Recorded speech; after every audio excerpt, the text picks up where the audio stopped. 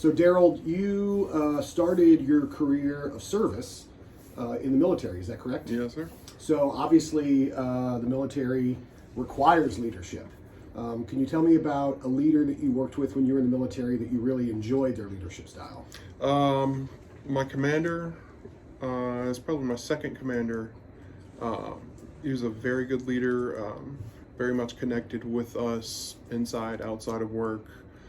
But at the same time, he remained firm in what had to be done.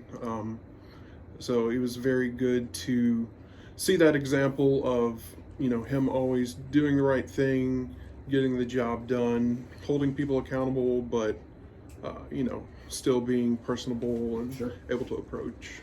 And then, how about a leader that you had that you couldn't stand? A leader that made you not want to follow?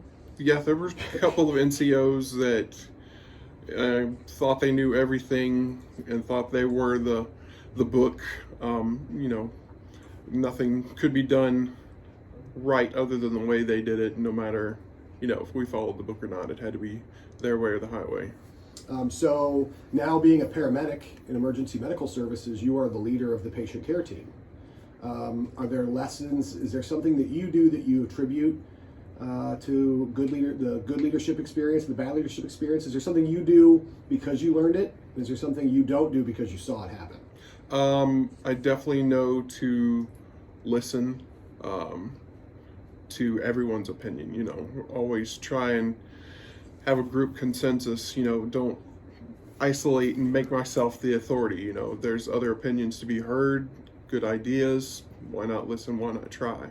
And at the same time, I don't want to stifle anyone else's, ideas or opinions. If they've got something that they think should be heard or should be done, I'm willing to listen, I'm willing to learn, willing to try it.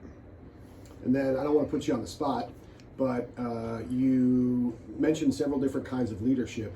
Which one best resonates with you? What kind of leader do you follow best? I think the more democratic type, who listens to the opinions of everyone, gives everybody a shot, willing to try more things than just their own opinion, willing to go outside the box, learn, try new things, expand. So, can you tell me about an EMS leadership experience? And it doesn't have to be about myself, but a leader you've worked with in EMS that you really enjoyed working with? Of course, my supervisor, he always isn't afraid to get in and jump in to help out. And, he's not one to jump in and take control of the situation, unless that's dictated that it's a mass situation with a lot of people that need to be managed.